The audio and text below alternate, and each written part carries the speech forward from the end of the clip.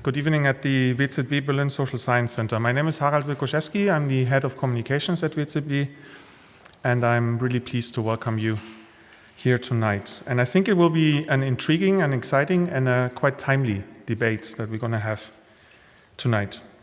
The event is part of our Achtung Demokratie series, and we actually don't have an English translation for that. It probably would translate into Attention Democracy. Doesn't sound quite as nice as in German, so we keep it in German. And this series we are particularly proud of. We launched it last year, and it was a result of a very intense discussion that took place here at the WZB after the Brexit referendum and a couple of other events that we could call shocks to what we probably think are or were established arrangements in our society. So these shocks, Trump election was another one, brought the community at the WZB really together and triggered questions of how science and this very institution can engage even more in a meaningful discourse. And this discourse takes place internally in this building in a group called Political Challenges, and this group meets more or less regularly and has different formats of engaging in discourse. We have one representative here at least, Ellen von den Driesch, in the third row, and she was also one of the initiators of this event series. So it was really a grassroots movement here at the WZB, and now it's an established event series. But this discourse is not only within this building, it's also an engagement with the outside world, with the society. And if you know the WZB, you know that this is very important to us. And it's important to us because we don't only want to produce basic research, problem-oriented basic research that creates new theories, new methods, refines them. We also want to engage in work that produces findings that are relevant to society, that concern crucial questions of our lives and future.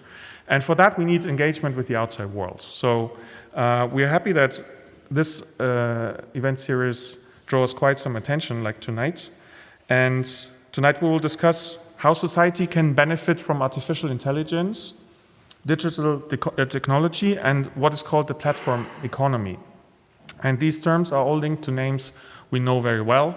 This will not be a commercial, but you know Facebook, you know Amazon, you know Uber, you know Google. And these names, these topics dominate current headlines, but they also match research interest that has been long-standing at the WZB. You might have heard about the Weizenbaum Institute for the Network Society that was founded last year by the WZB together with 6 other research institutes in Berlin and Brandenburg. So this topic has a very prominent, a very powerful home in Berlin and will be developed further over the coming years. Now let me take the opportunity to introduce to you our speakers and panelists of tonight. I will start with Stephen Hill, who is sitting here in the first row. Stephen Hill organized this event, and Stephen is currently a journalist in residence with the WZB, but he's much, much more than that. He is one of the leading journalists on the issue of digitalization and economy. He's the author of 7 books, 2 of which he wrote in half a year, you told me. I'm not sure how he did that, but he did it. 3 in a year and a half. His comments and articles are widely published around the world, including the New York Times, Le Monde, Frankfurter Allgemeine Zeitung, Die Zeit, The Guardian, and so on. We are extremely fortunate that Stephen has spent the last months with us, sharing his expertise and his wit, and I would like to take the opportunity to thank you for that. With Stephen, we have 3 further distinguished experts on the panel tonight.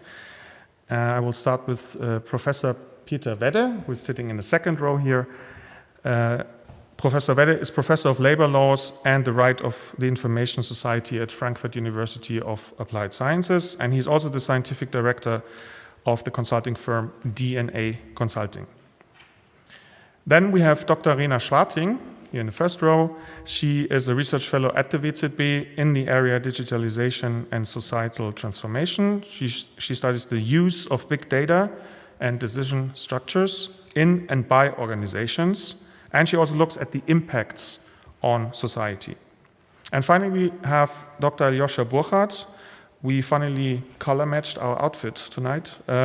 He's an expert in artificial intelligence and language technology. He comes from the German Research Center for Artificial Intelligence, DFKI, where he manages the lab for language technology. So a warm welcome to all of you. The three panelists will be seated now for the first part of this event because Stephen Hill will introduce the topic to you. So with no further ado, I will turn the floor to you. Thank you.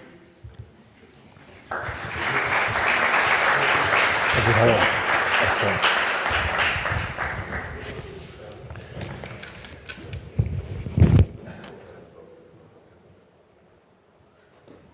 Okay, good evening. Can you hear me all right?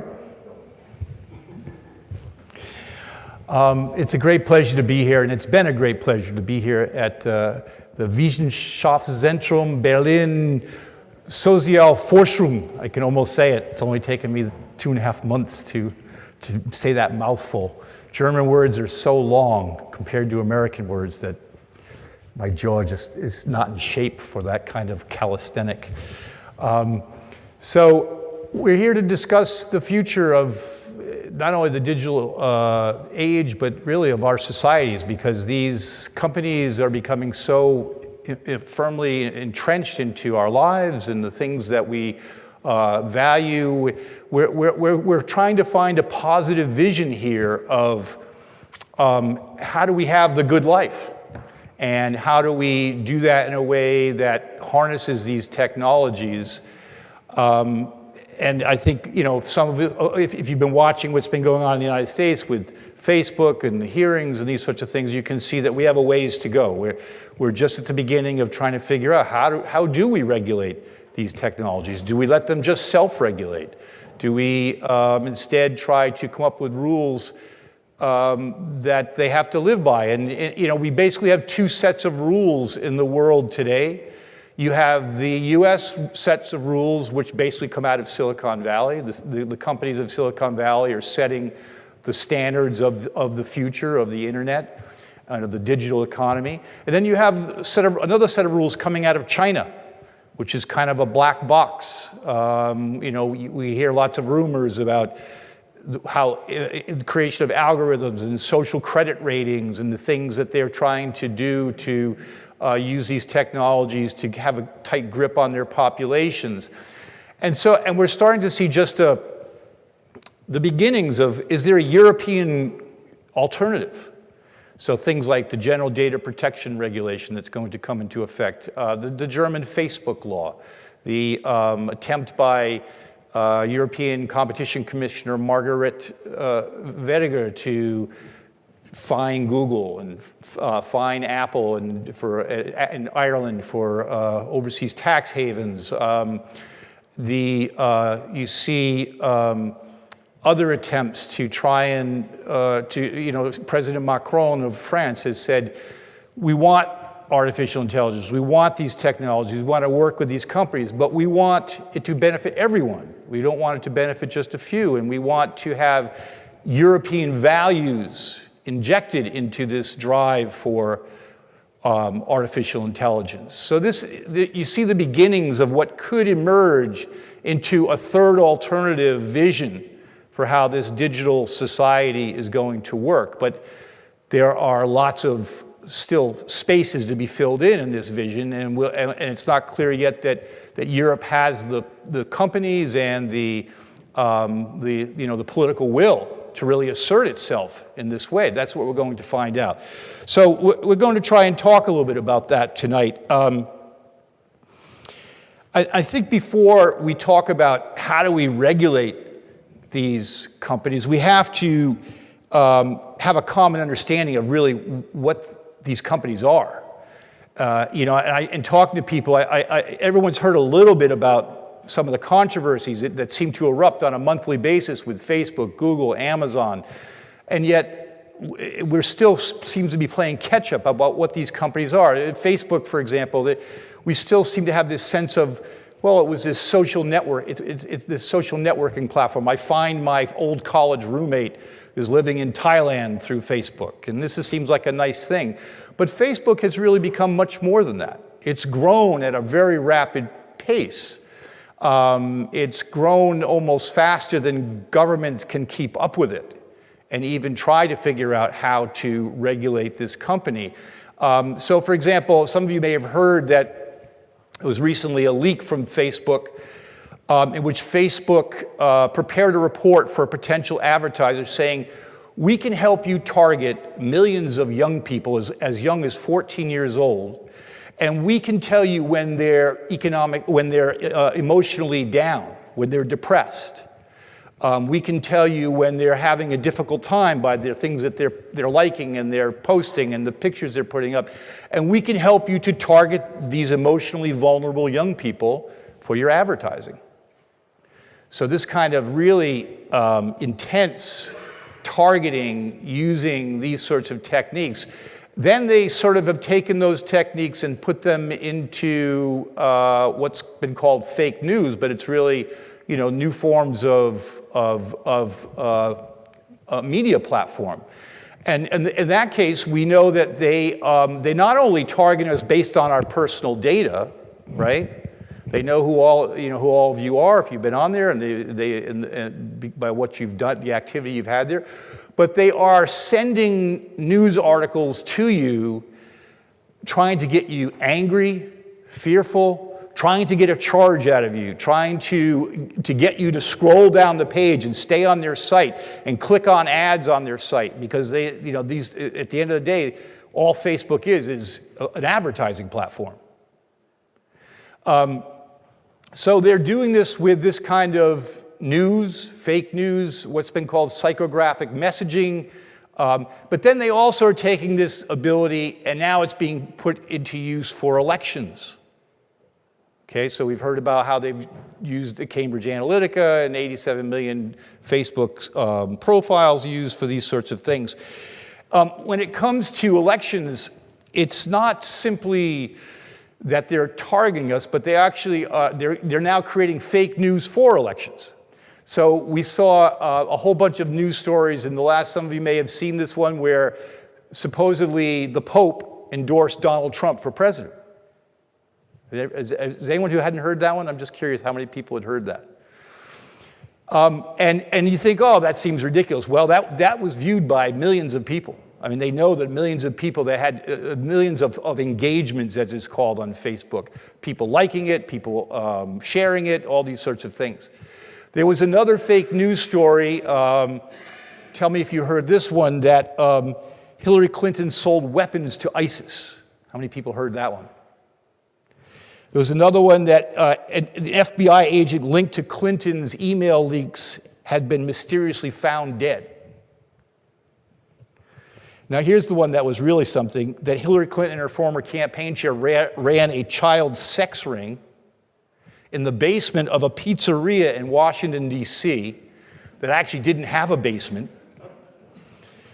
Now you think, how ridiculous, right? Well, the people that worked in this pizzeria were getting all sorts of threats by social media, and finally at one point, this guy walked in with armed to the teeth and started shooting up this pizzeria. Fortunately, no one got hurt, but I mean, it's having real world impact. And in fact, they've done an analysis of these fake news stories. 17 of the 20 top performing false election stories in the last 3 months of the election were overtly pro-Donald Trump or anti-Hillary Clinton.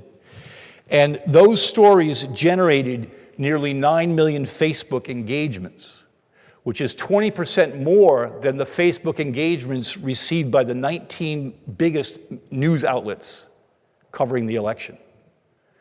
So more people are engaging with these fake news stories than with actual news coming from media outlets. So, this is kind of a whole new ball game. That's what I'm saying. We have to figure out, what do we do about this? Do we regulate? Do we let them self-regulate? Mark Zuckerberg says, we've learned some lessons, but he said that back in 2010, 2009 when they were found abusing people's personal data.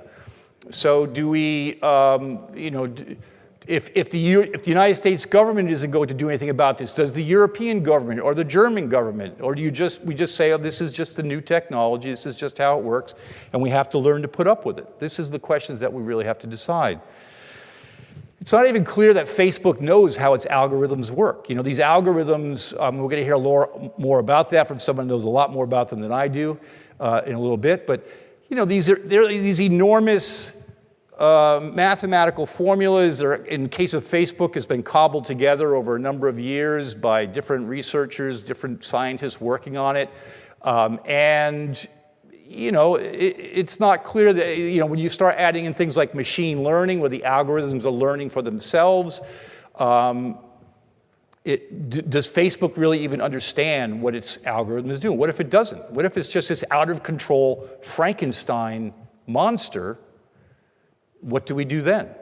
That's the type of thing we have to figure out. There's been a new technology that's where they can take video. They can take the head of someone like, and I saw one of Barack Obama. They took his head, put it on someone else's body, and it's almost seamless. You can't tell that it's been manipulated. And they can actually take words and put them into his mouth. It sounds like him. It doesn't look like the lips are off. It's actually quite amazing. And they do this with AI using a composite of a whole bunch of different videos of Barack Obama, where they can take different words and merge them together and turn this into a video. And so it's getting to the point where we're not even sure we can believe what we're seeing with our eyes on these platforms, or what we're hearing with our ears. And we're just at the beginning of this technology and what it's capable of. And it's not just Facebook. Google, as I said, was fined by the European Commission, $2.4 billion. Together, Facebook and Google now account for 73% of all online advertising and 84% outside of China. So these are enormous platforms that are becoming hugely profitable just through advertising. And now Amazon is trying to break into that, but you know, a lot of media outlets, that's how they fund themselves, is through advertising. So there's literally a drain that's going from other media outlets who are having a hard time surviving to Facebook and Google that are sucking up 73% of all online advertising. That's globally, not just the United States. That's globally. And they also, 25% of all advertising online or off. So, you know, the power of algorithms are being put to questionable ends. I mean, in some ways, I think it's not too strong of a statement to say we are the guinea pigs for these companies and their algorithms. They are experimenting on us. They are seeing what works in terms of making themselves a lot of money. And others are using those platforms to experiment on us in terms of, you know, attacks for elections and these sorts of things. You know, we have to really, is this okay? This is one of the things we have to figure out. So what do? A number of proposals have been put out there that these platforms should be regulated like a public utility, like a power company is regulated. Some have proposed that they're too big. They're becoming what's called platform monopolies. In many ways, they're redefining what a monopoly even is. And so they should be broken up using antitrust legislation. We've done this in the past to other companies, breaking them up into smaller, less threatening entities. I've already mentioned French President Macron saying we've got to inject European values into AI development. There's been some talk for development of artificial intelligence, should we create kind of a international consortium of a CERN-like body to develop artificial intelligence, to do it in a way that's going to create the basic architecture that would, for the public good, and not just create data sets for these companies to use for their own proprietary use. The German Facebook law, these are the sorts of things that are being tried. There's an interesting question about, for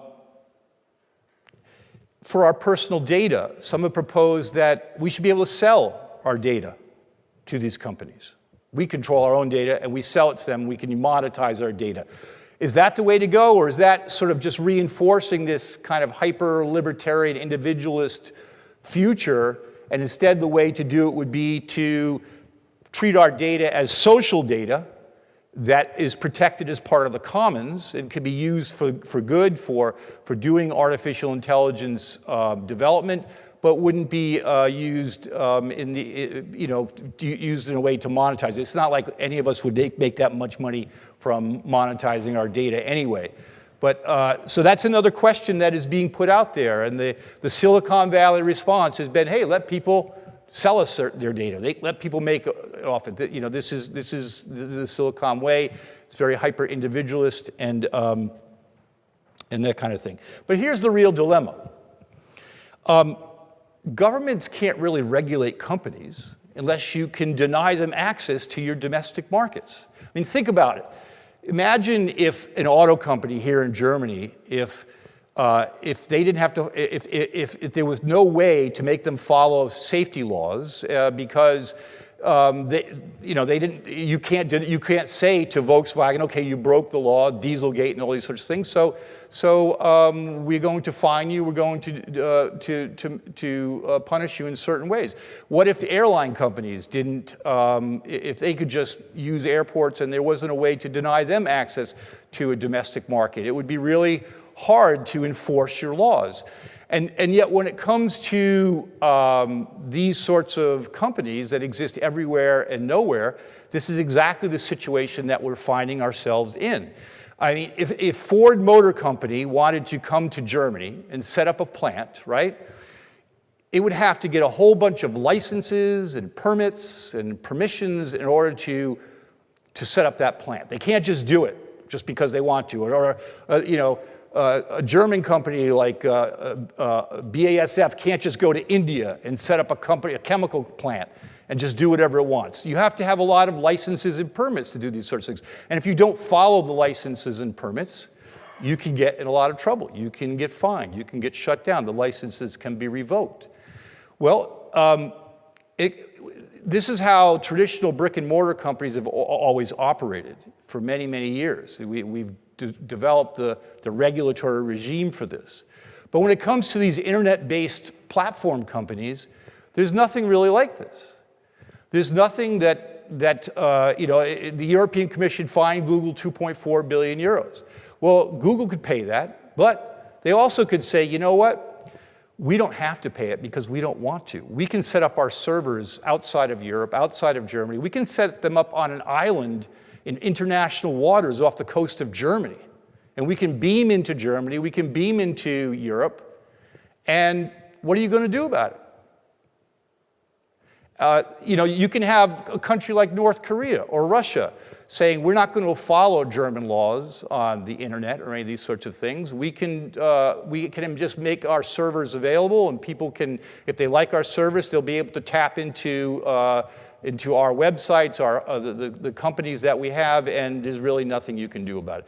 This is sort of the state of the art. It's a big difference between how we treat traditional brick and mortar companies.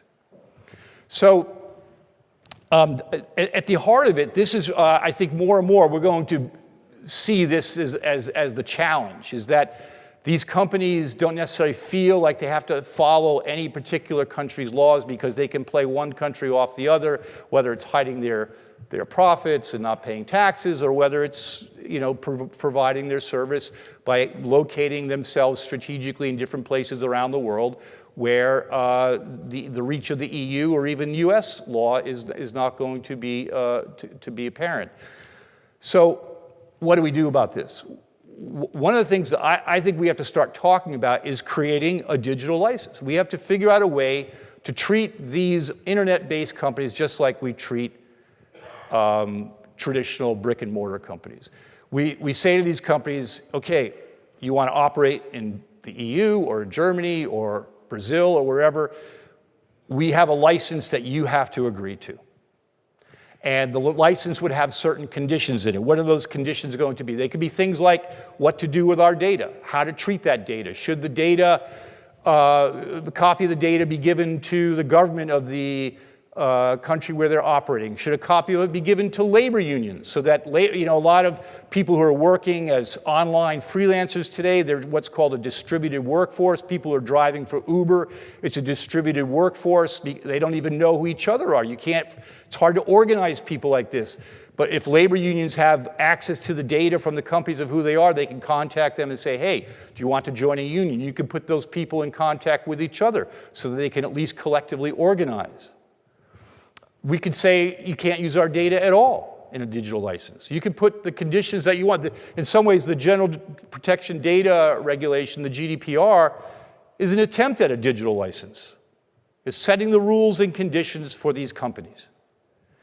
Now, what if the companies say, okay, well, sorry, we're not going to pay any attention to your digital license? This is where it gets really interesting. We have the technology to shut these companies out of Germany, of Europe, or wherever.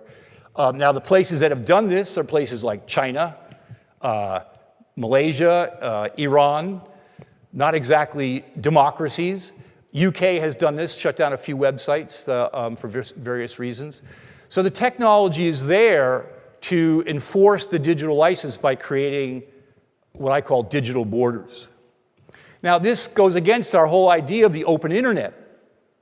And so, there's something that feels wrong about it because we heard this dream that information will be free flowing around the world and it will be able to, we'll be able to access it wherever we are and all these sorts of things. But I would suggest to you that dream is exactly what Facebook is threatening. And that dream is already in the process of breaking down. The internet is in the process of renationalizing or re-regionalizing. China has already created its own version of it. The US has its own version of it. It's called the Silicon Valley version. Europe is slowly starting to tweak that version to create its own version of the internet and the digital economy. And so this is really, I think, is going to more and more, we're going to realize that these are the sorts of things we're going to have to really think about, is creating these sort of digital licenses, digital borders, portable safety nets for workers, so wherever you work, you can have access to a safety net, no matter who the business is, and these sorts of things. And keep in mind that, as I was saying, democracies can use these techniques, these technological versions, for better reasons than dictatorships. We can use them to uphold our values, to uphold democracy, to make sure that these companies follow the rule of law. Because right now, they're basically saying, we don't have to do that. Facebook initially was saying, we're going to do the GDPR for all of our users, all 2 billion users, because we don't want to have two sets. And that would have made Europe the standard, but now Facebook, within 2 weeks, has already reneged on that and say we're just going to do it for the 300 or so million people in Europe that are on Facebook. So what we're talking about doing here really is how do we apply the same rules that we've always had for companies to the new platform economy? That's really what we're talking about. What rules, what technologies, what legal foundations do we have to construct in order to rein in these companies?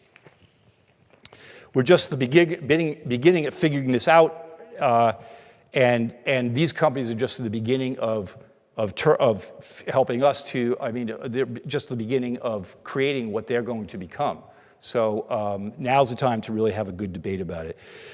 So now we're going to, with that as a backdrop, we're going to have our panelists come up and. Please. And first, we're going to hear from Dr. Ajoska Burkhardt, who's an expert in artificial intelligence, to talk more about the role of AI. When I look at Ajoska, when I look at at Europe, I see three dangers of AI. The first one is what has already gotten a lot of play, that artificial intelligence, robots are going to take away our jobs, replace the humans. I don't think we have to go into that very much, but maybe in the Q&A, if there's a question, if someone wants to ask you that, then you can give them your thoughts on that. But the other one is almost the flipped opposite, that we won't really harness the potential of AI, because a lot of the AI research that's in development that's happening is in two places. One is from the big companies like Facebook, Google, but they are creating AI to enhance advertising. And that's what they do. It's not exactly a game changer in terms of the human challenges of the 21st century. And so that doesn't really do a whole lot for where we need to go. And then the second area is in smaller university labs, and some of them funded by the big companies, but they're too small to really create the real architecture of, basic architecture of AI. So, and then the third one is that Europe is kind of falling behind in the race for AI, is it not? That, you know, I mean, you have the US with all these companies with all the data that's available. Data feeds artificial intelligence. It feeds the development. Without data, it's harder to develop it. China has troves of data to do this with. Is Europe have enough? How will Europe get enough? What could be sources of the right data that Europe needs? And is the GDPR perhaps a barrier to doing that? So with that as an introduction, take it away. Thank you, Stephen. So before I come to your three questions, and maybe I have to ask you to remind me what they were, I would really like to start a little bit setting things in perspective first and going through the foundations very, very quickly with you so that we are on the same state.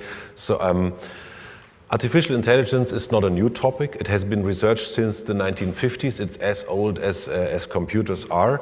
And actually, it's an interesting thing that machine translation, translating text from one language into another, was one of the founding ideas in the early 1960s. And then at that time, researchers being asked, how long will it take for you to build these translation machines? And they said, oh, about 5 years.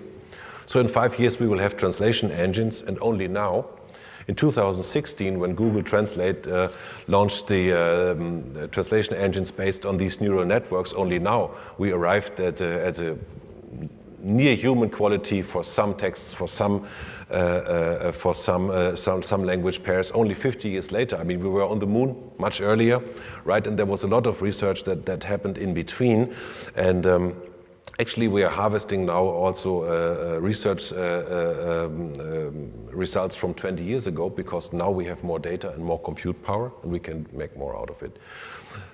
Interesting thing is also DFKI was founded 30 years ago. We are celebrating our 30th birthday this year, and a couple of years ago, people were telling us, oh, why are you sticking with this old-fashioned name, artificial intelligence? That's something from the 1970s, 80s, expert systems that never worked. Why don't you change your name to something more fancy, like smart innovation or something like this, right? And today I'm very happy that we stick to the old name because we have this AI hype at this moment. But the thing is, AI is nothing from outer space that has now hit Earth, and we have to see how we can go around it or what we can do about it. Actually, it's not an end; it's a means, because if you look at it in terms of how it relates to digital transformation, then it becomes clearer. Because digital transformation started maybe 20, 25 years ago with the first wave of digital transformation, when a written type of piece of paper became a PDF, and an audio vinyl record became an audio file, and a card holder became an Excel database or something like this. That was the first wave of digital transformation that we had 20 years ago. And at that time, I think some conceptual error occurred when we said that this is now machine-readable data. Right? Because the data was not machine readable, it was only readable by humans. We could store it, we could send it around, we could print it, we could read it, we could listen to it, but the machine couldn't do anything. It couldn't summarize it, it couldn't translate, it couldn't search in an archive. I mean, you would go to a digital archive, you would look for Thomas Schmidt, you would get 10,000 hits, and then, good. Okay, so that was the first wave of digital transformation, and now we are in a second wave of digital transformation where we want to monetize the data, we want to learn, we want to combine it, we want to summarize, we want to translate it, and we want to make also value out of it. And this is, so to speak, the driving force. And this, together with the compute power and the availability of the transport capacities, that's where we are now with artificial intelligence. And now I'm trying to remember, so the opportunities, right? The one question, oh yeah. One question. I mean, You and I have talked before. I remember you telling me about how much work it takes for you and your team to just like tweak that algorithm. I mean, it can take you weeks and weeks of work. I mean, talk about what it's like to work with these algorithms. They're both brilliant and clunky at the same time. Absolutely. That's a very good point. Yeah, thanks for bringing this up. I mean, you have basically two ways of making a machine smart. I'm oversimplifying, of course, but you have two ways. One way is your problem is such that you can turn it into an algorithm, into a cooking recipe. First you do this, then you do that, then you do that, right? This is, for example, how the smart assistants are built, right? If they understood that you want to book a flight, then you ask for when do you want to fly, where do you want to fly, at what time, at what class, and so on and so forth. So you can squeeze things into an algorithm. But this works only on a very small scale. But sooner or later, it's much too much knowledge that you would need to know, and the combinatorial explosion, of all possibilities that you would have to foresee if you had to program all situations. And if he asks that, then I need to do this. This works only for very small niches, so to speak. These expert systems, like the chatbots, are good examples, right? The dialogue capacity is neglectable, right? You can dictate an SMS and send it to somebody, right? But still, it's hard work to get there, and we are happy that we have it sometimes, and sometimes, we hate it. The other option, you can make things smart, is learning from data, right? This is also how the machine translation these days work. You take such an engine, you feed it with like 20 or 50,000 pre-translated documents. German sends in, English sends out, translated by humans, right? You put this in, and from there the machine learns how to translate. Just analyzing not even words, but letters. So it can translate in near human quality for some languages, for some text and so on, not everything. But the interesting thing is it knows nothing about linguistics, plural, verbs, nouns, nothing about words, nothing. And it knows nothing about the content that's being processed. And the same goes with image labeling in Google image search and so on. It can label the image, this is a cat, this is a dog, this is a horse, but it doesn't know anything about what it means to be a cat, or when it translates. It knows it has to translate red car into voiture rouge, but it doesn't know, that you need to switch noun and adjective, and it doesn't know what rouge or what voiture or car means, no idea whatsoever. And this is so difficult for us to imagine, on the one hand, how a machine can do these terrific things with content, not only with mechanical, but with content.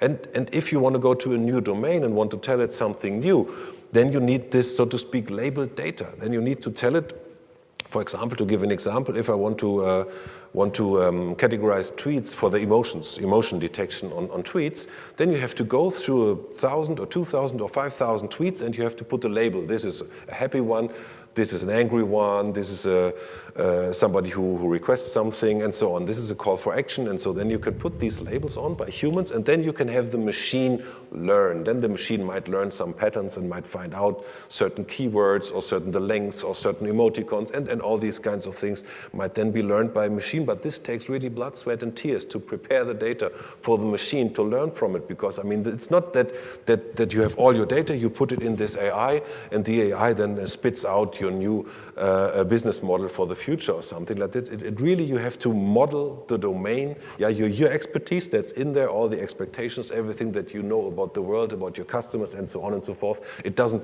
pop out of the machine like popcorn, right? But you have to put it in there, and then it might eventually, and then it can become very good. That's the strange thing. Like these machines that are detecting cancer or so in MRT scans, they have become better than the doctors, the trained doctors now, right? Because the machines can look at all these kinds of images and all these cuts of your MRT scans, and tens and hundred thousands, and your radiologist, he has only 4 minutes time per patient to quickly look at things, and so the machine can do these things that you need to study at the university for. Can do these things, with a finger snip, so to speak, and this is difficult. And how is Europe is behind in this race, would you say? I mean, in terms of research, as always, I mean, Europe is very good, but in terms of monetizing and marketing things, I mean, we are not that good. I mean, we don't have the risk capital and all these. I mean, this failure culture, trying,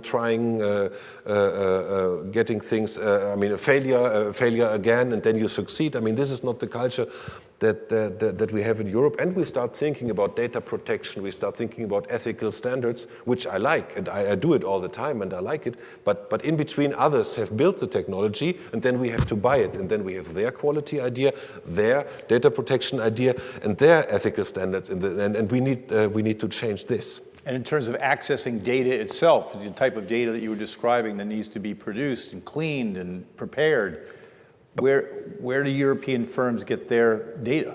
But there is hope. I think the race hasn't been lost entirely. There is a small Cologne-based company called DeepL. They had this Lingui platform in the past. You might have known it. That was the platform where you can find bilingual translations, and they've built a translation service now called DeepL, and we've tested it, and it's better than Google Translate. I mean, Google Translate has the whole internet, and they have. I mean, more data doesn't necessarily mean better data, right? And this company has good data and good knowledge in there, and we have a lot of good engineering knowledge. We have all these libraries, all this scientific background in Europe, and we should really find a European way, and maybe also in the next. I mean, I can only scratch the surface, but this machine learning that we see at this moment, these systems that learn like playing Go, driving a car on a US highway is simple. Driving a car in an Italian village, it's a different story, right? This is, I mean, harvesting low-hanging fruit at the moment. I mean, if we find a way of bringing real knowledge, expert knowledge into the system in a hybrid version, of course, data and knowledge, not one or the other, but both, then these systems might be able to explain what they are doing. This is their explainability, the black box problem. And also, I mean, then you can, I mean, if a system can get in a conversation with you about what it is doing, then you can also have talk about ethical standards and about quality much, much better than with these throw the data in and pray. Yeah. Okay, Peter. Yes. Talk a little bit about the legal issues involved in regulating these companies, the new, these international companies that are internet-based. What kind of new challenges is that presenting from your perspective? So sorry, I think talking about the legal topics is not as interesting as your topic, but yeah, we are on the borderline to a new world at the moment. This is we have the last month of our Bundesdatenschutzgesetz, our old legal regulations, and on the 25th of May we will have this European General Data Protection Regulations. I don't know if anybody of you heard about it. Yes, and you know all the 99 articles of this new regulation. Someone is saying, okay, fine, you're welcome. So, and this regulation means we have for the whole European Union the same legal basis for dealing with personal data. At the other hand, we have the guarantee of the free movement of data within the European Union for all companies. If you have a look in the article 1 of GDPR, sorry, I have some articles with me, there's written, the free movement of personal data within the Union shall be neither restricted nor prohibited for reasons connected with the protection of natural persons with regards to the processing of personal data. So for companies, it is easier to work with personal data in the whole European Union. And of course, it's more easy to work with data all around the world. So they did a good lobby jobs with Google's and Facebook's. Someone told me Google had about 50 to 100 lobby persons working in Brussels. So it's a lot. I know the European Unions, Annette, you maybe know it, they had a few very good guys in Brussels, but only a few. So the new data protection have some principles which all companies must work with. I have only 3 of the most important principles with me. For example, personal data must be processed lawfully, fairly, and in transparent manner in relation to the data subject. every protection of data must have this principle. It is also important that the processing has to be used for always specific purposes. And within these purposes, data must be minimized. As little data as possible.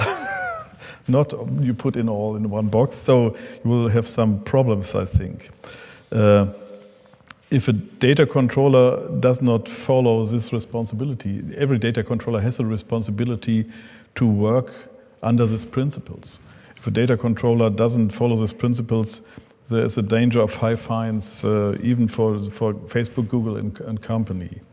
Article 83 GDPR means there can be fines up to 20 million euro or up to 4% of the group annual turnover.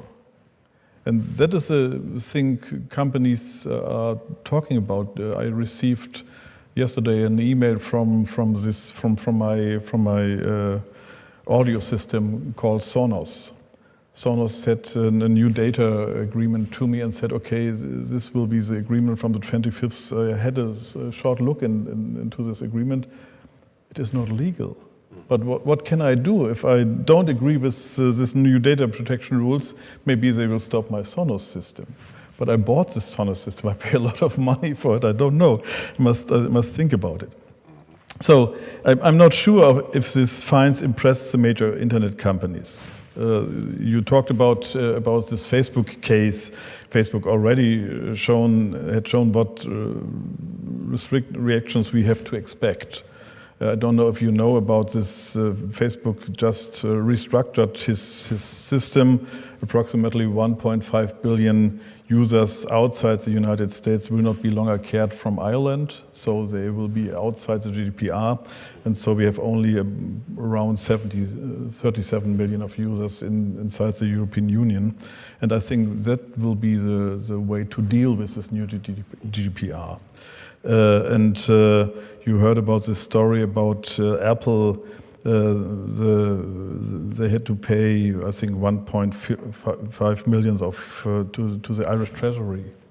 And so, on the one hand, Apple, on the other hand, the Irish government complained against this 2.5 billions. As long as a good data protection is viewed by individual governments as a competitive disadvantage, it is doubtful whether it will succeed in creating a uniform standard all around Europe. If a uniform standard is lacking, the large corporations will continue to choose the member states in which they are applicable. Data protection law is only on a minimum. Also, the GDPR contains a coherence procedure. That means the data protection authorities should discuss standards. I'm not so sure if it will work with this example from Apple in Ireland. Some people I know in Germany who work in small kind of nonprofit organizations, it says that their organizations are really freaked out because they have to comply with all of these new rules, and they're afraid they're not going to be able to outreach to their members anymore. And I mean, have you heard this? Are they overreacting? Should the law have treated big players like Facebook differently than a smaller nonprofit in Berlin? Any thoughts on these sorts of things? I have only a thought on this question. Yes, they treated small companies in another way as big companies. Imagine if the data protection authority in Germany, for example, is in contact to Facebook, for example. They are dealing with a huge lawyer company. If I'm with our small company, I'm in contact with authorities, I have no huge legal company behind, so I had to do it by myself, and so it's a problem even for smaller companies. And you know, this new law is rather complicated. I'm together with 3 colleagues, we are writing a book about it. It will be, I think, 1,500 pages. And it's not the biggest on the market. The biggest has 2,300 pages, I heard. And nobody can understand it. If you are working in a small company, if you are the owner of a small company, I think it's impossible to understand it all. And you as the company who is responsible, you must explain to your customers in clear, simple words what you are doing with their data. Right. And then on the other hand, you have this legislation, GDPR, nearly 100 articles, not understandable for normal persons, even not understandable for legal experts. Right.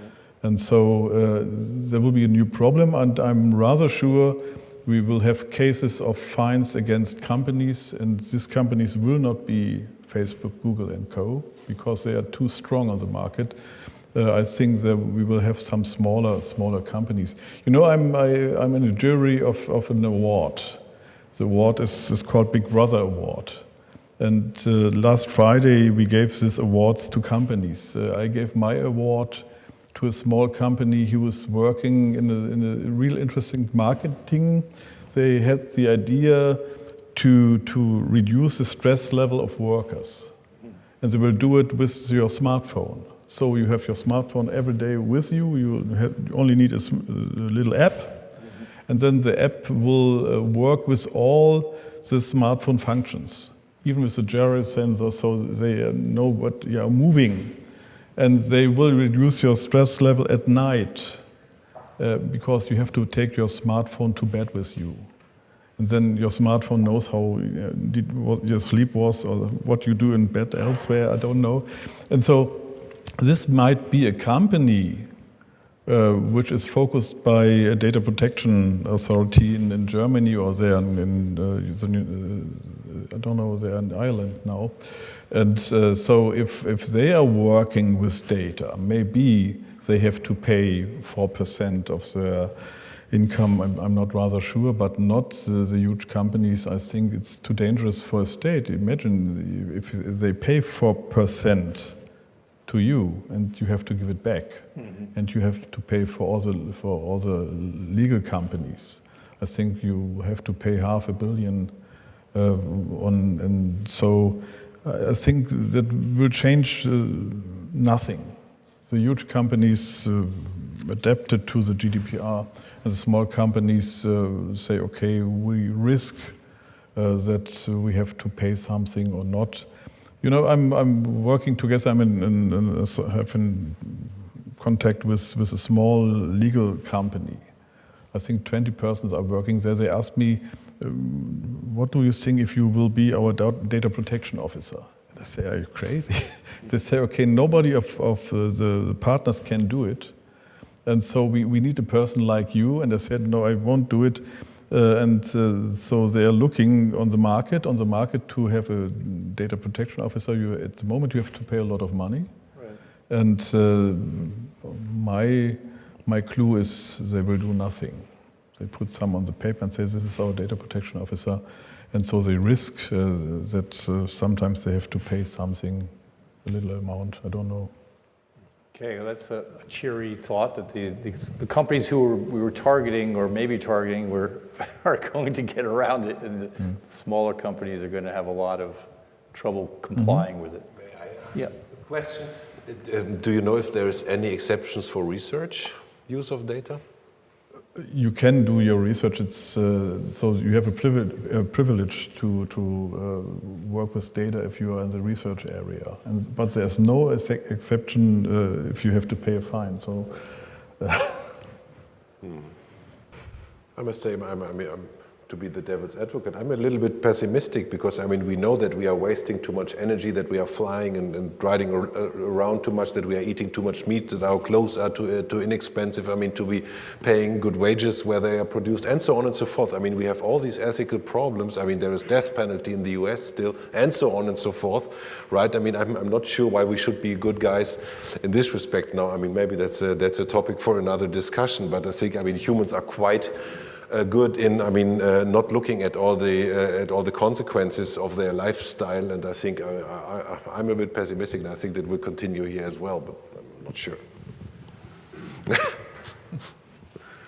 Anything else from the panelists? We'll have lots of more chances to talk more, but we want to open it up to the audience and get some questions and comments. And anything else? No, it's okay. Yeah. Are there more questions, or because I'm? Well, first I was going to have an input. Dr. Professor Martin Botik is here. He's a doctor of engineering, and give us your thoughts, your reactions to what you're hearing. And yeah, here comes the microphone. Yeah, Stephen, thank you very much for bringing it up.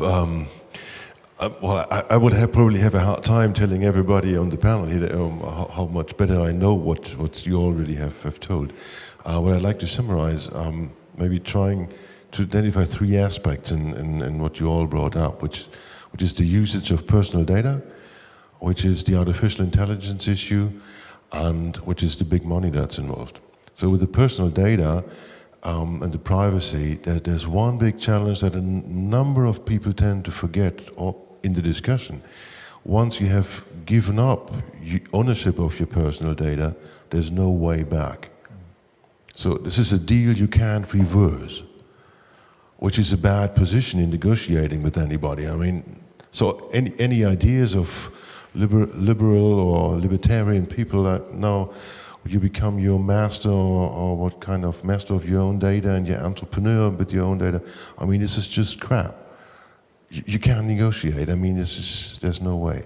Second thing about artificial intelligence is, well, you try to indicate that. Fortunately, it's not working.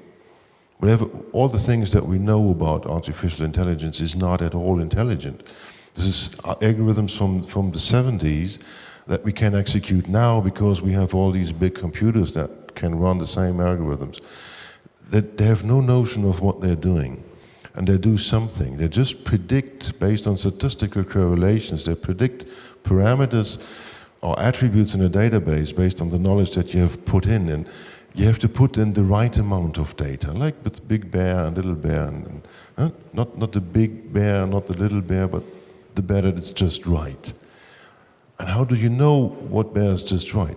You don't, because you don't know the attributes that the thing is going to predict. So you just do something, and in many cases it works amazingly well, and everybody's happy. But in many other cases it just doesn't.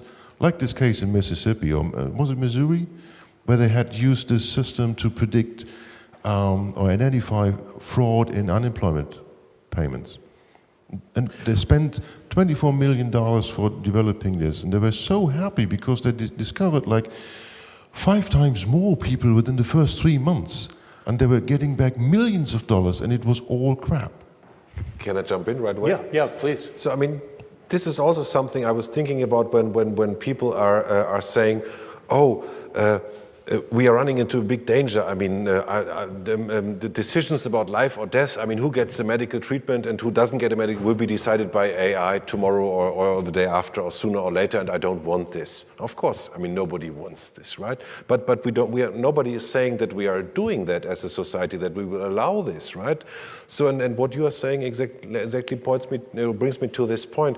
I think what we need is sandboxes where the real expert and the machine can coexist for quite some time and learn together what is your strength, what is your weakness, what is your strength. I mean, a human driver, I mean, has testosterone, alcohol, and so on, fatigue, and all these kinds of things that make human drivers bad, right? You want to show off. And the machine has problems, I mean, night sight, or I don't know, other problems, and then we have to learn what is better, what is safer, what can we trust, how can we ensure trust with a human, how can we ensure trust with a machine, what kind of TÜV test, and so on and so on, and driving tests and so on do we need. And I think that's exactly the point. It's much too early now to take hard decisions, but we need to allow for a learning process when we just play around, as I said, in sandboxes, in areas where we can put in some data, we know that it doesn't get lost, and then we can learn and find out and test, make mistakes. And maybe at some point we would say, no, we don't do this, we withdraw from, but then it's in a safe environment. But Alyosha, the companies that are doing this, the sandbox they're playing is advertising. It's us. That's what so when you have like, and that's what they, I mean, they are, and we are the testing, I mean, as you said, the guinea pigs. I mean, that's what Amazon and Google and all the big ones are, of course, doing. They are optimizing their algorithms all the time. 10,000 users get this one, 10,000 users get that one. How often do I advertise? Do I advertise what books on Monday or on Tuesday or on Friday and barbecue recipes on, and all these kinds of things. They are systematically testing all parameters that no small company could afford. 10,000 users get this version, 10,000 users get, and then it automatically switches to the optimal version, and in the end, nobody knows what the algorithms have learned, because, I mean, they cannot tell you. They are just good. They are just working, right? That's one issue, but they are working. And but this is, and we are. That's what I'm saying. I mean, we are the guinea pigs, and we are the one that are tested on and that are learning all the time. Does this speak toward the need for this sort of CERN type organization? I mean, isn't your organization DFKI kind of like that for Germany to some extent? Do we need something that's more multinational? I mean, what are your thoughts on that? By all means, I mean, that's what we are arguing also. I mean, in terms of research data, I mean, we would like to have. I mean, there are these research data alliances, and we are part of. I mean, for sharing research data and keeping it for some. But we are not in a way like certifying others, right? But this also needs to be done. I mean, we are more on the development and research side. But anyway, I mean. Would you like to see you have another, like a French version of yours and a Swiss, and then you all sort of work together and share data sets? I mean, would that be ideal? Is that this would be good? But I see two things when it comes to like certification and testing. I mean, one thing is TÜV, that somebody goes to a company and looks under the hood. Are they working with the state of the art? I mean, is everything? I mean, is the database good? Are the algorithms? Is the data protection good, and so on? I mean, this is the one thing. I mean, is the technology state of the art, right? Is it safe, and is it? So, but the other thing is the driving lesson itself. I mean, yeah, and a human driving teacher, or the one from the state who observes you, they observe you for 1 hour, and from there on, they can tell whether you're a good driver for the rest of your life. Just after 1 hour driving lesson, they know it's a good guy. Some weakness, I mean, when finding the parking lot, but this will eventually vanish, or the cars will get better and do it for you. And we need to invent these kinds of tests for machines, because, I mean, if I may, this is one thing that is difficult for us to understand, that the machines make different errors, right? Like the Tesla car running into a truck, because the truck was white and it had never seen a white truck before. Yeah? So these things happen, and also a translation engine can make a very bad translation. You can say it's bullshit, it's rubbish, but the next 100 translations can be perfect.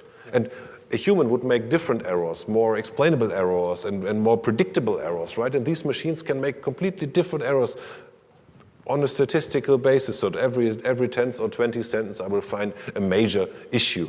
But I don't know when, and I don't know how, and we have to learn to live with these uncertainties that we have never seen with content. I mean, we've seen them in the material world. I'm saying, when I bake a cake, and sometimes the dough doesn't get bigger or something like this, it's also a black box. I don't know the biochemical things that happen in my pot when I mix the stuff that gets in, right? But I'm not interested in it, because I know in 90% of the cases my cake gets good, 5% of the cases the cake gets so and so, and 5% of the cases I need to throw it away. And I have to learn how to deal with this, but we've never seen this with content. Yeah, but it's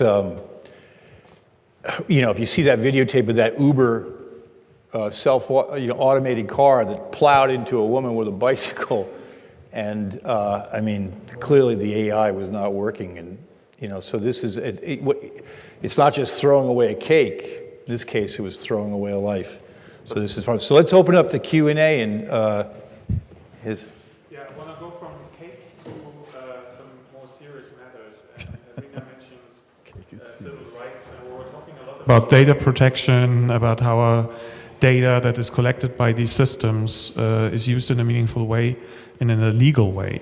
But and it might have been fake news I've been reading on Wired, but your view on how algorithms are already used, my perception was that it's already different. So there's law enforcement in the US that's using algorithms. So there's judges that base their decisions not on legal process, but they have a machine, and they put in information, and then there's it's not 42 coming out, but there's a number coming out, which is the risk of the person to be an offender again.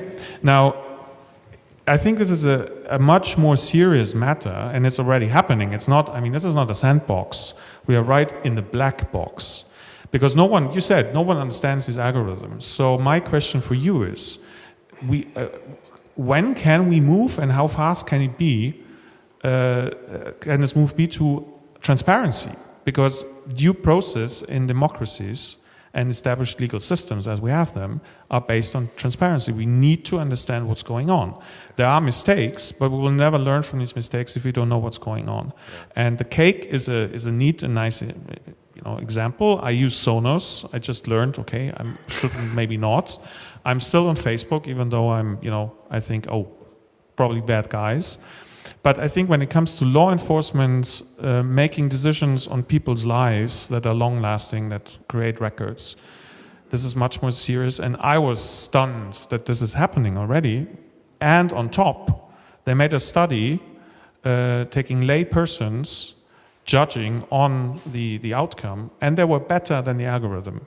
So the score rate was better on these people, and these are real life. So I would like to challenge a little bit this view of, we're playing around, we need the scope of learning. We definitely need that, but it's already happening.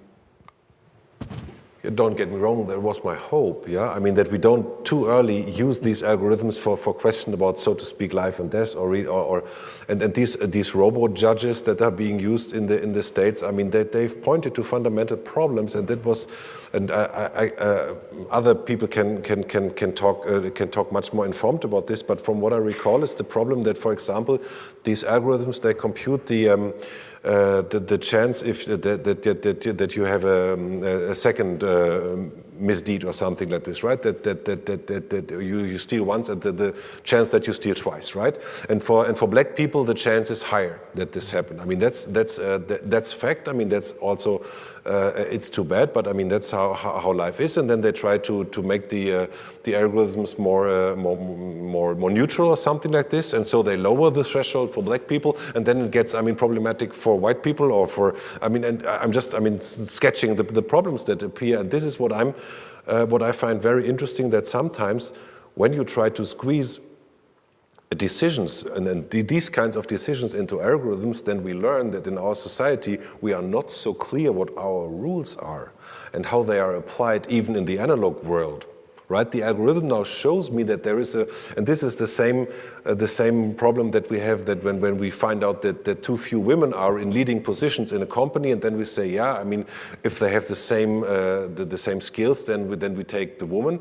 Then the man can ask, oh my God, I mean, I have the same skills. Why don't you flip a coin? Why do you, I mean, that's doing wrong to me now, because it's my problem that in 2018 I'm a man standing here and having the same skills, applying for the same job. I mean, then we need to think as a society about these decisions, and in the analog world we could have a mix of intuition and writing long reports why we decided in one way or another, and we felt good with this way of, I mean, and sometimes people were complaining, then you go to court, and then, I mean, pro and cons are discussed, and eventually some person that we all trust will find a solution, and then we are fine with it. But this, as you say, I mean, if we give all these delicate decisions and discursive things to a machine that decides, maybe even in an intransparent way, based on past data, I mean, I find this horrible. I mean, that's not what I want, by no means. No. Other questions, comments?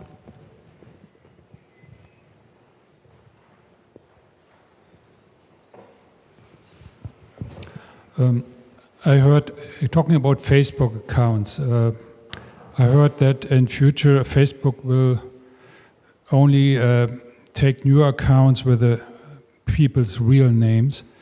What about all the older accounts, like me? I have also one with the alias name.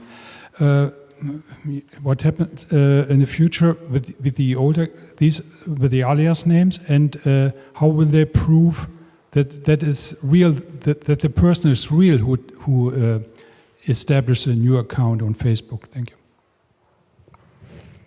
I don't know. I'm not sure Facebook knows what they're doing right now. They're still figuring it out.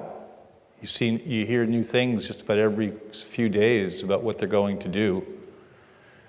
So I don't know, anybody else have heard anything, the latest thing of what Facebook says they're going to do to, how many people here, has anybody here killed their Facebook account? Is there? Never had one. So a few people have. Anybody want to say why? What was your thinking? You want to? Could you have a microphone?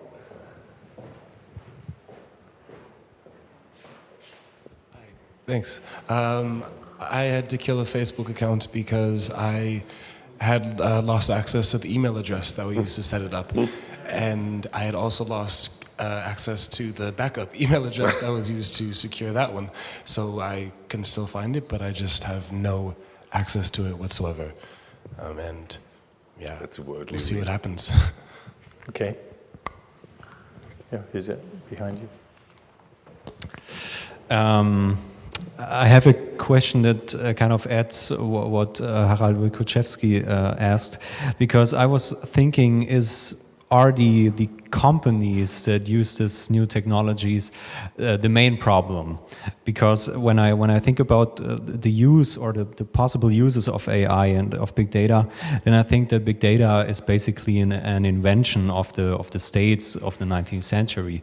They basically started to create huge databases to improve their decisions over what the state should do and not do, and make the administration more effective. What has changed now is that these databases become unleashed in a way because the technology is just better, and you just don't have like a huge piles of paper with data, but you can do anything with it.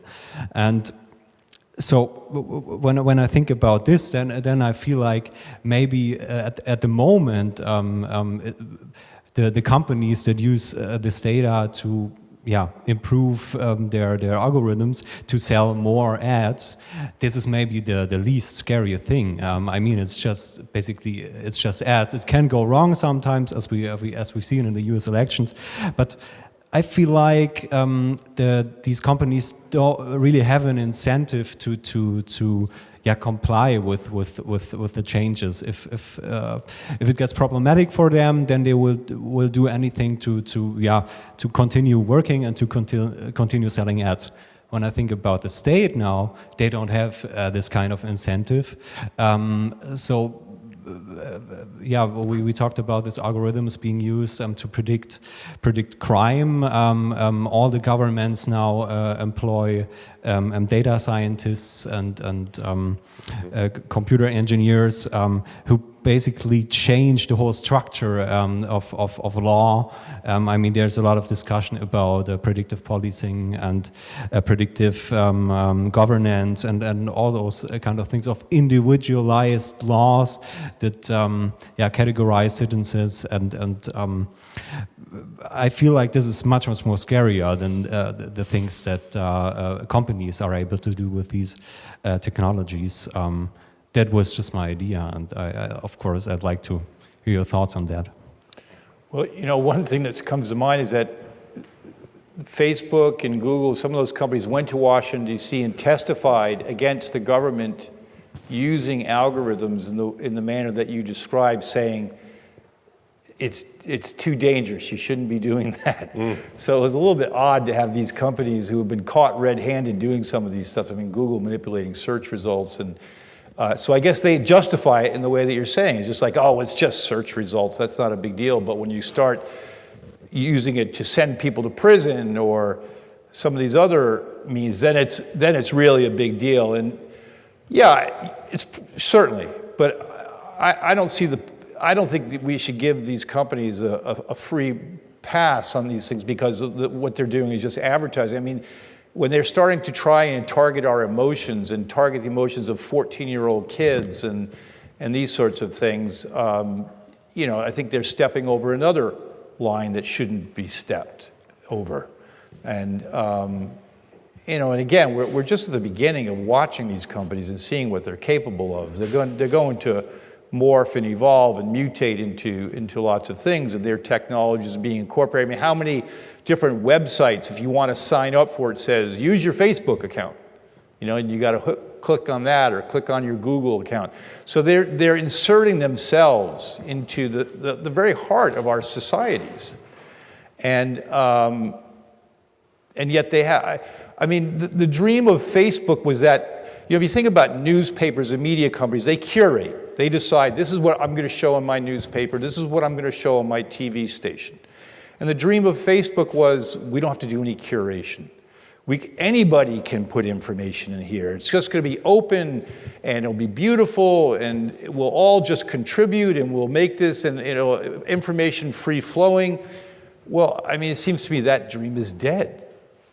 You know, and now it's a matter of, can we put some rules around it so that we can actually have some version of that that's not naive like it was before.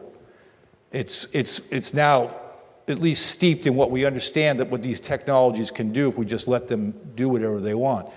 But Facebook actually started, so there are about 20,000 people just curating content. You believe them? No, they're starting with this right now. I know, but do you believe that that's what they're really going to do? I mean, Facebook has been hiring people for years in developing countries for peanuts to take down violent content, take down all sorts of content. So now they're saying they're going to curate with 20,000 people for 2 billion users. I mean, the math there just doesn't. Yeah, the algorithms that they don't know how they work. So.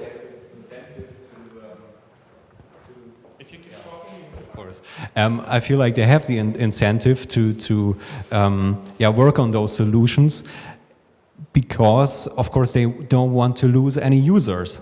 I mean, this is a big incentive. Zuckerberg says our users want to feel safe, or we want to do everything that our users feel safe. I mean, that the users feel safe. He doesn't really care. Of course, he just cares. Users have to be on the platform and stay on the platform so we can show them ads. And I don't really see why they don't have the incentive to curate. I feel like they use the wrong approach, and I feel like in the Facebook management, of course, no one really knows what's going on, but from all what we know, that there is really this discussion. They try to do it automatically with AI. I mean, they had a lot of curators. They fired them a few years ago when they said, okay, it just doesn't make sense to have all those humans doing the job. We have to use AI and machine learning. But now they have seen that it doesn't really work. Maybe it's gonna work in the future, but at least for some years we need curators that then work or create the data sets that can be used for the machine learning. Any responses from the panel? Mm-hmm. Peter, is this, what do you think? Curation, Facebook curating 2 billion users. Would it suffice? I mean, that's the problem, right? I mean, will they be able to do it? I mean, just... Yeah, that's the problem. Will it suffice? I mean, there is no technical solution. Right. So creating an algorithm that can somehow sift through Russian bots and... Even, I think we have, sorry for jumping in, but we have 3 questions. So there's the lady, we have one here, we have one here, we have one here. So you showed your hand earlier. So it's lady, you, and... Can we get here? Annette, go ahead. Yeah. Okay, Annette Mühlberg von Verdi. I just wanted to respond to the advertisement, the belief that actions are limited to advertisement. I think we just don't know.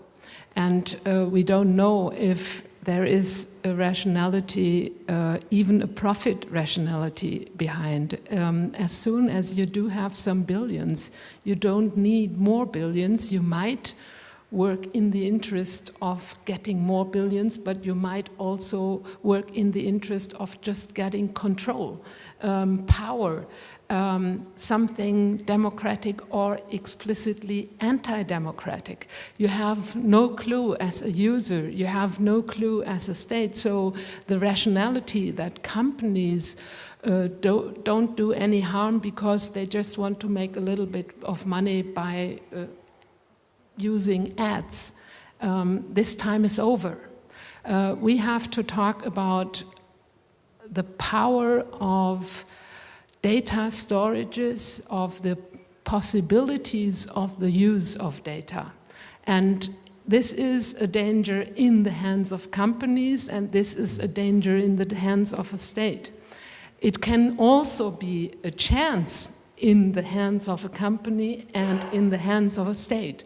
So we have to regulate and find ways, which is extremely difficult, but find ways to really make processes transparent and have rules for these companies and the state. And I think it was really interesting what our friend of KI said. I think the most interesting part is that we do not know the outcome of machine learning. And I think up to now there should be a strict regulation of the use of these machine learning processes to actions that cannot do serious harm. That means legal processes should certainly not be done by AI. But for games or for some other stuff, it might be great fun. And if there is, if there is something awkward coming out, we all laugh. I mean, that's exactly, I can only second what you've said. I mean, people are telling me, oh, I never want my decisions to be influenced by an AI or technology. And I say, congratulations, and how do you search the web? Right? I mean, Google, there is so much AI under the hood. And I mean, you type, I'm searching for a holiday home. What you're typing in about your illnesses, about your sexual desires, and whatever people are typing into Google, they know at what time people are searching for what and who you are connected to and all these kinds of things. And this is all, I mean, we give the data away, and in return we get the nice service, right? This web search, and we like it. But then you might type in, you might search for information, is nuclear power safe? Is the climate change man-made? And all these nice questions that you want to have answered. And then you type into Google, and then you get 10 results, and you look at the first 3, that's what statistics says, and then you know the answer. And why these 3 pages or these 10 pages are on top of the ranking, we don't know. We don't even know if Google knows, right? I mean, and I want to say what you say. I don't know if these companies even have a master plan. Maybe they're just playing around. We don't know.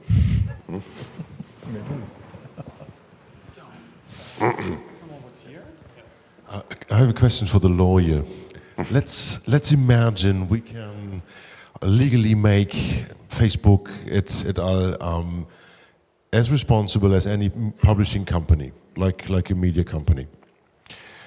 What would that change in terms of the content they transport and in terms of the manipulative force this content placement is concerned? You know, if you will have as a measurement the GDPR, it will change nothing in this area because it's not personalized content. The statistics is not under this legislation. That is a problem. But on the other hand, the GDPR is a very powerful instrument. It could be a very powerful instrument if the government will execute the possibilities they have with this powerful instrument. And I think that is a problem. Even under our regulations now, the Bundesdatenschutzgesetz, you can act against Google or Facebook. It is possible, but nobody does it. That is a problem. And so, if the government likes to take action against Facebook, Google, and co., they can do it. It will even be better tomorrow if we have this new legislation. but I think they are not interested to react against all these companies. We have this law, I forget the name, we just talked about it at Annette, this Facebook Durchsetzungsgesetz. Maßgesetz. It's the Maßgesetz, yes, that's right. I think it's worthless because nobody will execute it against the companies, and so I'm not rather sure if the government will take action against these huge companies. Look at these tax cases in Ireland. Ireland is not interested of having tax money from Apple, Facebook, and companies, and so if there is a strong action against these companies, for example, in Germany, the companies will go to Ireland, and we have no chance to have taxes. I think that is one of the strongest problems in this area. And you ask the lawyer, and you get a typical lawyer answer. It depends. It depends on several factors, and one of the factors is they like to have these companies here in the country or in Ireland, and they like to earn money by tax, and I think it's one of the main problems, and so the GDPR will not be so powerful as it could be. Peter, do you expect that there will be a number of lawsuits coming from the companies trying to find the loopholes of the GDPR and suing? And I mean, is it going to take a number of years in court cases before we really know how effective this law is going to be? I'm rather sure. There will be a whole series of law cases, and I think in about 5 years from now, we have these court cases at the European Court, and then will have some decisions. 5 years might be that year when the new airport works here in Berlin, and then we have to think new. Yeah. But as I said, in 5 years, it's a long time, and I don't know where you will be in 5 years with your knowledges, and so I think in 5 years maybe we need a completely new GDPR.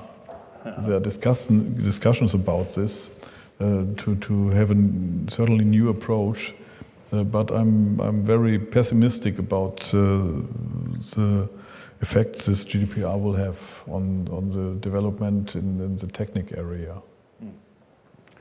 So we have 3 more questions. Gentlemen here, gentlemen in the back. And we have a reception afterward, right, Harold? Oh. Okay. Hi. I have a question for Reina.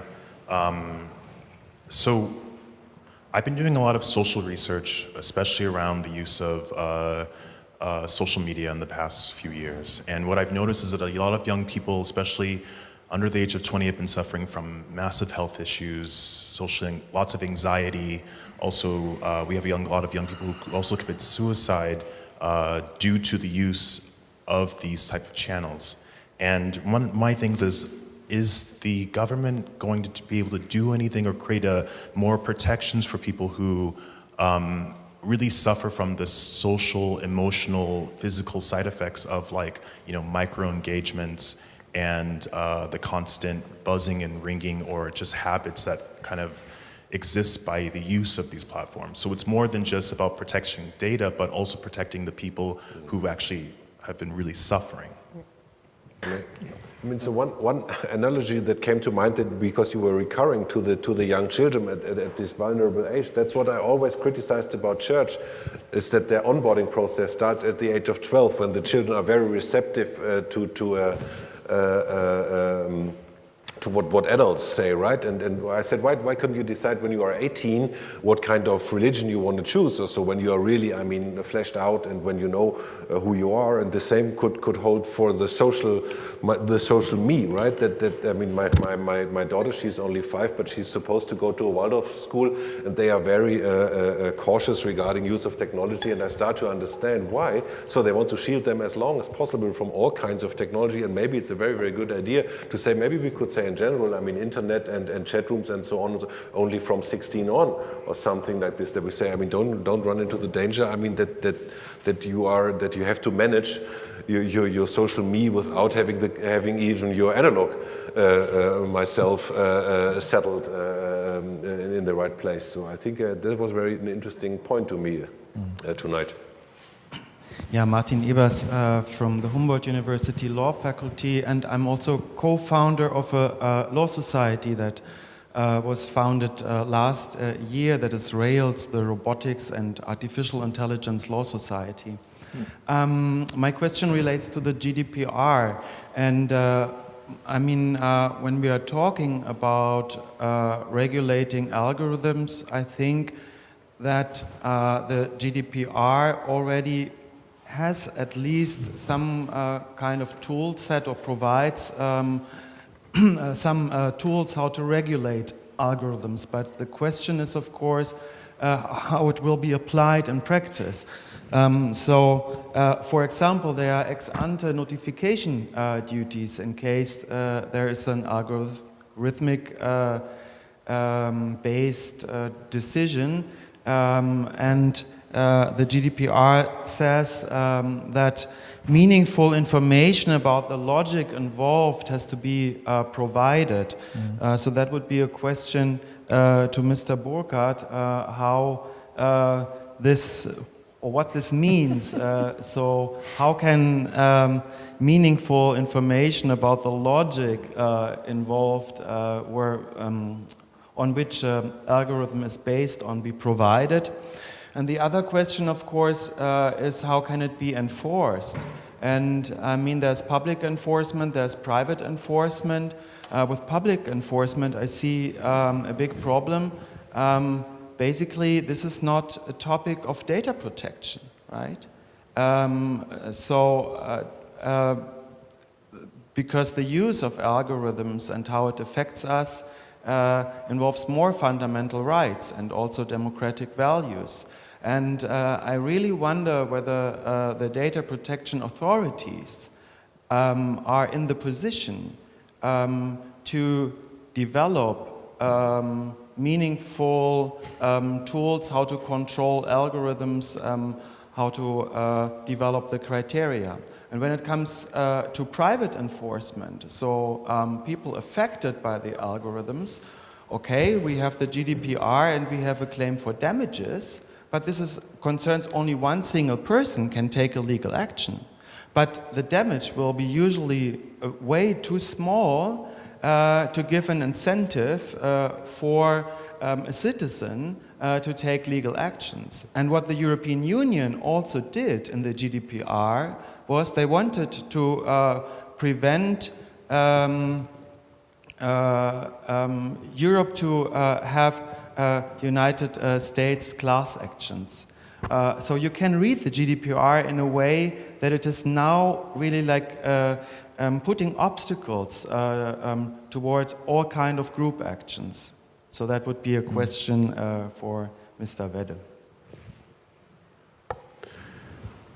I mean, when we are dealing with machine learning, then obviously, I mean, we don't know the logics of the algorithm. We know, of course, how the learning works. I mean, we can show you the neural networks and all the layers and all the connections between artificial neurons and the weights and so on. I mean, lots of mathematics. But I mean, this is like dropping a drop of ink in a glass of water and stirring, and then I'm showing you how on the atomic level how many different pieces of ink have spread through the water. But that's not what you want to know, right? So that's the whole problem. I mean, at the moment we are the most successful algorithms. They don't have any kinds of logic that we could understand. But it's not only the logic; it's also the data.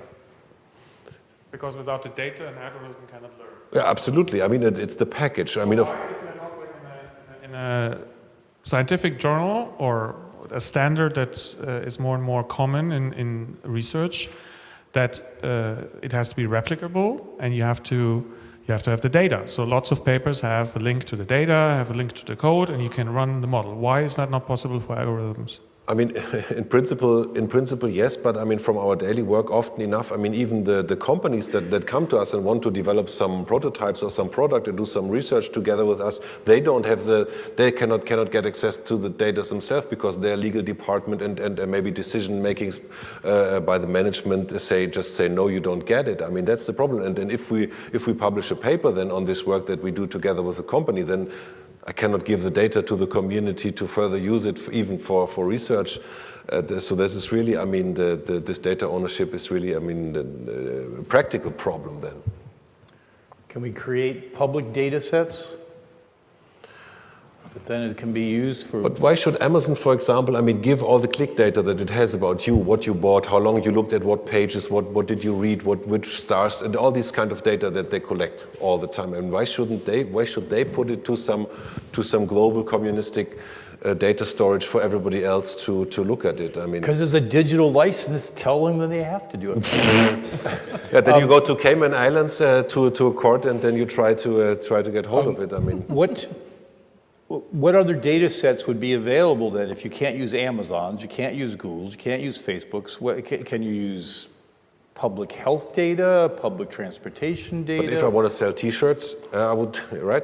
I mean, that's also the reason. I mean, fun aside. I mean, that's the reason why most stores and everybody tries to drag you on their site. Zalando wants you to go to their site and not to look at to search at Google. You couldn't search for all Zalando products at Google, of course, but they want to have you on their site. I mean, to be able to trace you and to harvest and yeah, every app and everything tries to give you some rebate here and something extra there. Right. I mean, just to collect the data, not to because I mean, yeah, you could use the big ones. I mean, you could also shop Zalando T-shirts through Amazon or so on.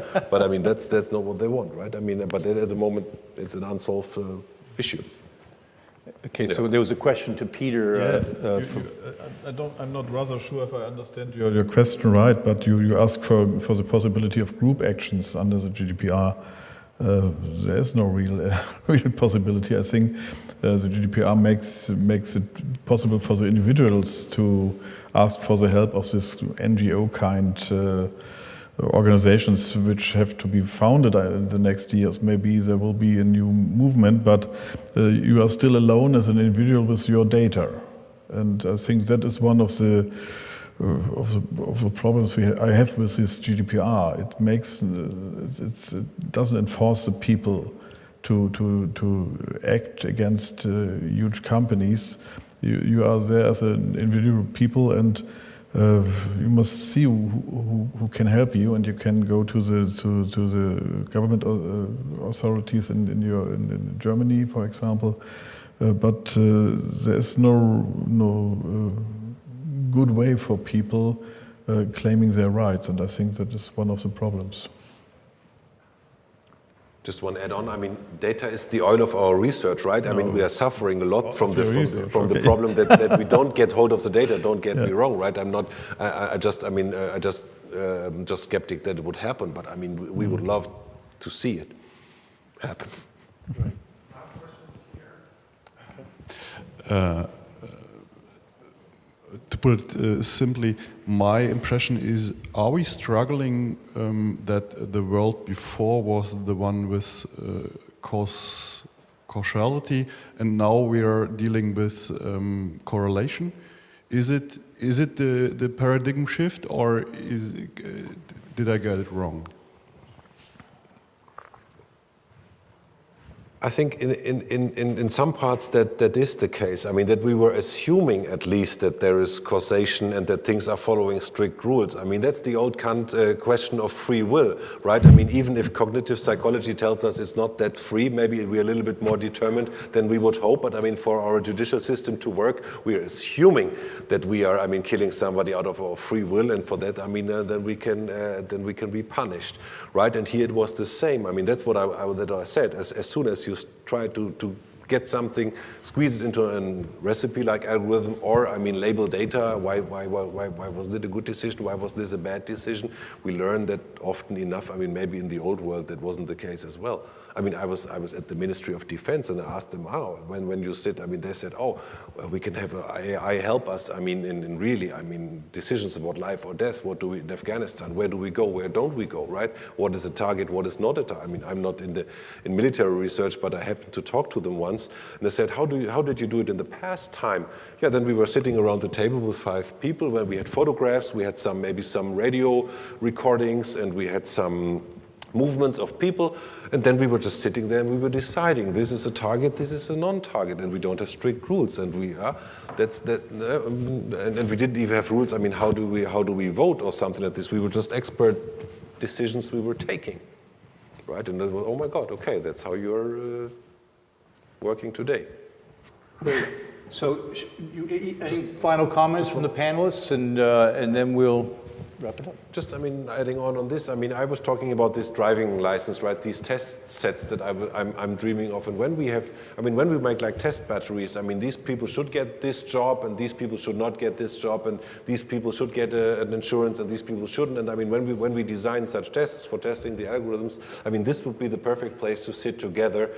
In a good group of people that, I mean, know social aspects, that know legal aspects, that know data scientists, and I mean, that people sit together and design these tests that we use to trust our algorithms in the best possible way for the given state of the art, right? That you don't even touch the data, but I mean, later you test the algorithm and you say, I mean, I want in 99% of the cases, I mean, it has to take the right decision or something like this, and then you give it a certificate that it's doing good.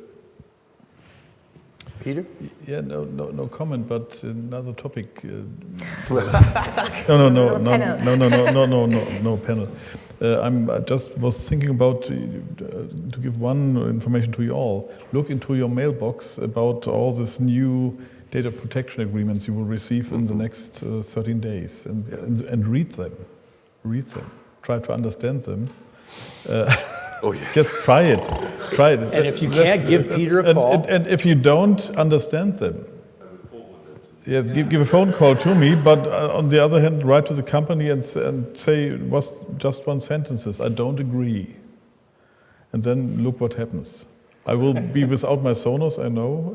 And I'm rather interested. And then we can think about some action against this new situation.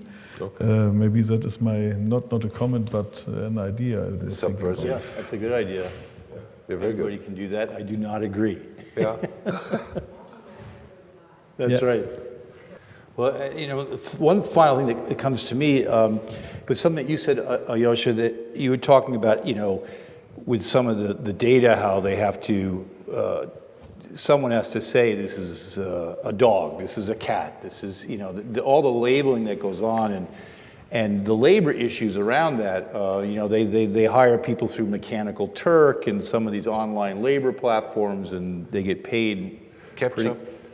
Pardon? Capture, I mean, these things that we need to fill if we want to post to some forum or so, yeah, then they ask you, I mean, mark street signs, mark cars, mark shop fronts. I mean, have you seen this before? Yeah. And you know this is to be used to train the autonomous cars, of course. This is a street sign, this is a shop front, and this is another car, right? I mean, that's the 3 things they can distinguish, not more than that. I met a researcher from the UK.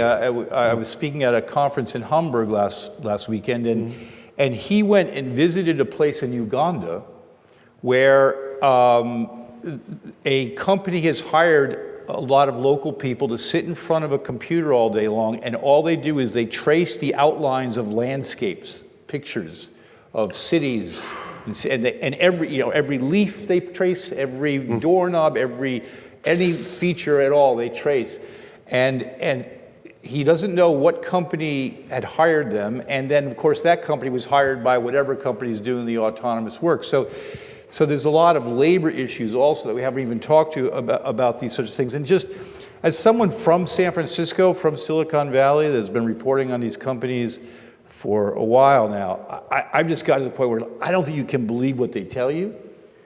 They tell you what they want you to know. They'll give you the data that they want you to see. And this is the U.S.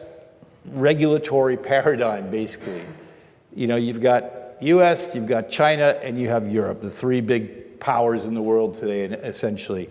So Europe needs to really think hard, I think, about how are you going to do this differently? Otherwise, we're really going to be letting the Silicon Valley companies create the norms as they already have been doing for our digital future, which is going to be the core of our overall future. So I think that's it. We have. Can I do one advertisement? Yeah, please, yes. So I'm just, we didn't have time to talk about it. We've talked about it in the beginning. So I'm just editing a book, IT for Social Inclusion. It will appear in July with De Gruyter with open access. I mean, you can get it, so you can download it for free when it appears, but have a look at it. So for the good use of technology. What's the title again? IT for Social Inclusion. And you find it with my name. It's easy to Google. In July it's out. Yeah. Google? So, in German, English? IT für soziale Inklusion, it will be in German. Okay. Commercial is over. Yeah, commercial is over. Thanks for coming. Thank you.